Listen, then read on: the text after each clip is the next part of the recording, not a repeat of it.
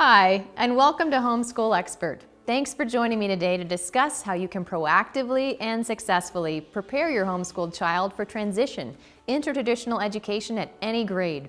When I discuss this topic with parents, the questions I'm most often asked are, what if I decide to homeschool for a few years and then enroll my child in school? How do I prepare for that transition? What kind of curriculum should I use to make it easier, and what kind of records should I keep? What study skills should I make sure my child knows to do well? As a former high school English teacher, not to mention a former homeschooler, I have seen homeschooled students move successfully into a traditional school environment and have applied these principles to my own child when he transferred into our local school as a freshman. With a little forward planning, there is definitely a way to transition well. You can do this, and we are here to help. Let's get started. The overarching message for this entire lesson is to plan ahead as much as you possibly can. I will lay out the ideal scenario with the understanding you will make it work for you and your time. Most of what we cover here is ideal for students transitioning into junior high or high school, though it can certainly be easily applied to elementary as well.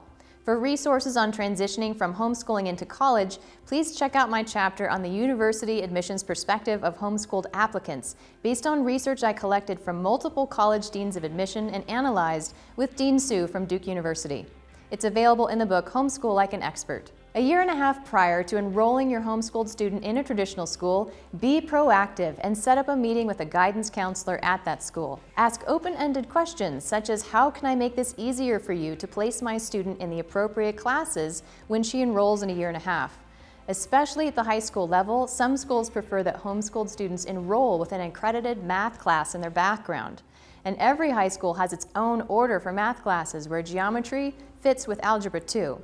Depending on how your student is progressing through math, you will want to align with the school's order ahead of time.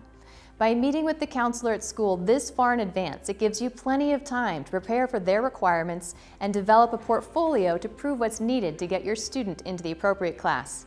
It also develops a positive working relationship with the counseling office from the start. Beyond working directly with the new school, prepare your student for a traditional classroom by enrolling him in a local co-op or community class that has deadlines, tests, and basic classroom structures that will be an easy warm-up to school the next fall. In addition, be proactive socially, looking for ways to get your student engaged either on the new campus or at the feeder campus to the new school through sports teams or other extracurriculars.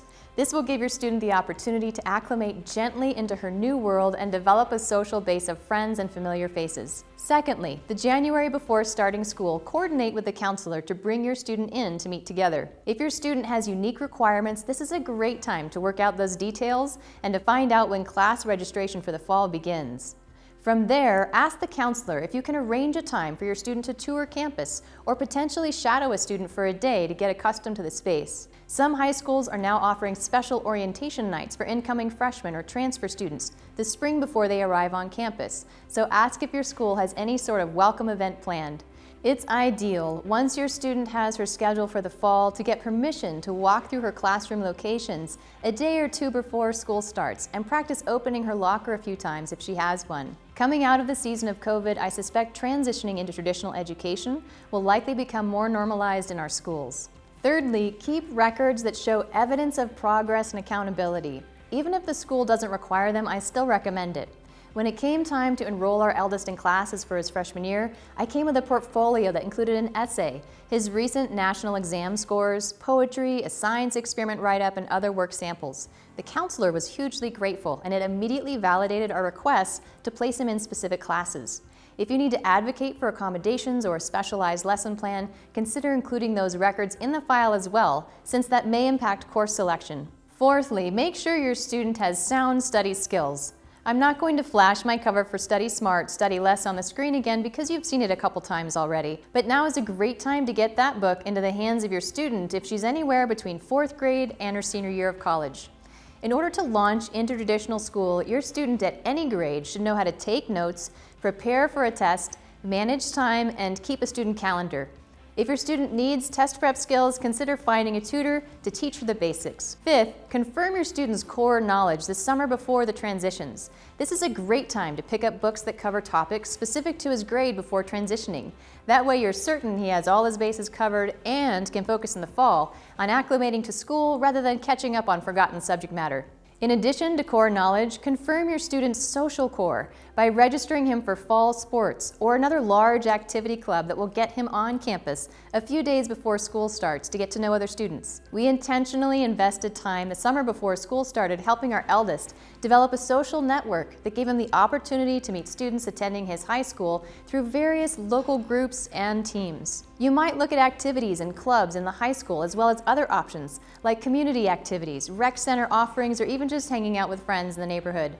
We made it a goal to help him know at least a few other freshmen before he walked on campus. Once the school year began, we encouraged him to pursue a few clubs on campus to get involved and make more friends easily. He chose mock trial team, swim team, and computer programming competitions, and all three went a long way towards helping him feel a sense of belonging on campus. Finally, engage as a parent in the new school over the summer or early in the fall. Look for ways to support the school as a volunteer. Schools often need help cleaning the campus before fall begins, and I can tell you from experience, teachers always appreciate help getting gum off the bottom of the desks. The Counseling Center often welcomes parents to get involved by volunteering to proctor AP exams, coach in the Futures program, or chaperone events. It's meaningful as a parent to begin to serve the staff and teachers that will be impacting your student's life so you can stay connected to what is happening in your student's new world on campus. Beyond being available on campus, make a point of contacting your student's counselor once a quarter, ideally in person, to discuss how your child is managing the change and to stay ahead of any needs.